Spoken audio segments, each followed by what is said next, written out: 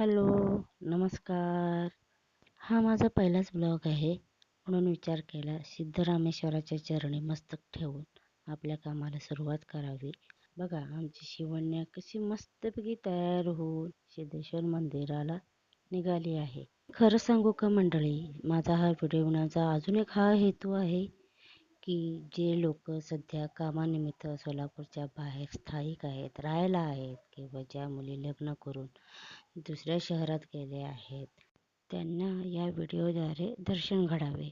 आता सध्या नंदीकौल असतात, उद्याच्याला पहिली काठी आहे, नंतर भोगी असते, नंतर मकर संक्रांतीच्या दिवशी होम असतो, नंतर दारू असते. हे सगळं उत्सव पाहण्याकरिता खूप लांब लांबचे लोक, बाहेर गावाहून जवळचे आसपासचे लोक खास करून सोलापूरला या पिरियडमध्ये येत असतात. आणि आता अजून सध्या काही नाही आहे, सजावट वगैरे आता उद्यापासून सुरू होईल. आता बरंच काही खूप सुधारणा केलेली आहे या मंदिरामध्ये. पाण्यामध्ये तलावामध्ये पदकं सोडण्यात आलेली आहेत आणि अजून बरंचसं काय काय मॉडिफाय केलेलं आहे. खूप सुंदर आहे. आता ते मी पुढं तुम्हाला दाखवेनच. आता चला, जे लोक आपल्या आजोळपासनं आणि आपल्या घरापासनं लांब आहेत, त्यांनी या सिद्धेश्वर मंदिराचा दुर्लभ म्हणता येणार नाही, हे आपलंच गाव आहे आणि आपलेच सिद्धेश्वर महाराज आहेत. आपण इथं कधीही येऊ शकतो. इथे सिद्धेश्वर मंदिरामध्ये एक स्टॅच्यू बनवण्यात आलेला आहे.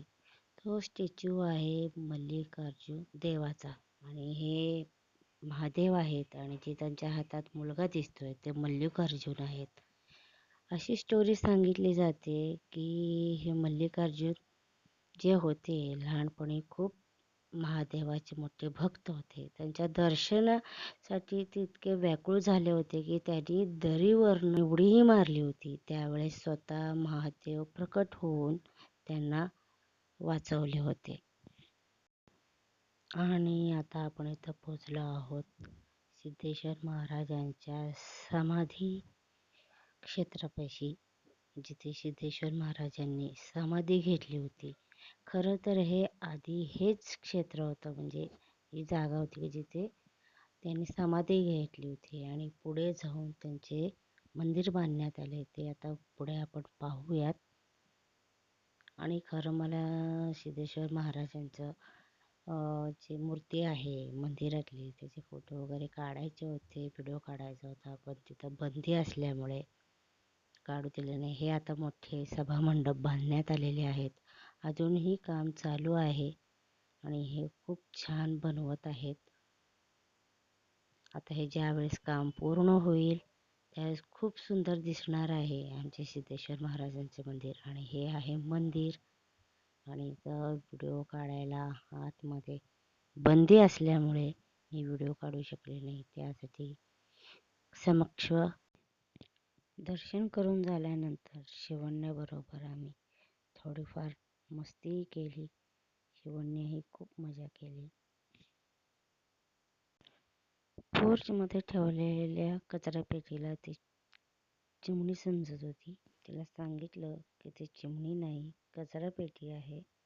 तेव्हा ती एक खडा उचलून त्या चिमणीच्या तोंडात टाकत होती. हे आता नवीन उद्यान तयार करण्यात आलेले आहे आणि आता हे आहे संमती कट्टा, जिथे भोगीच्या दिवशी कुंभार कन्येबरोबर सिद्धेश्वर महाराजांचे लग्न लावून दिले जाते. आणि आता इथून आपण निघालो आहे गड्ड्याकडे, पण अजून गड्डा लागलेला नाही. फक्त दुकानं मांडण्यात आलेली आहेत, अजून सुरू झालेलं नाही. हा असा गड्डा जानेवारीच्या 2-3 तारखेपासूनच लागलेला असायचा. आमच्या लहानपणीची गोष्ट. पण आता 2-4 वर्षापासून, आता मी तर 8 वर्ष मी कधी जास्त बघितलेली नाही आहे, त्यामुळं खूप उशिरा लागतो. आता खरं उद्यापासून पहिली काठी सुरू आहे, तरीसुद्धा अजून इथं दुकानं सुरू नाही आहेत. खूप वाईट वाटतं.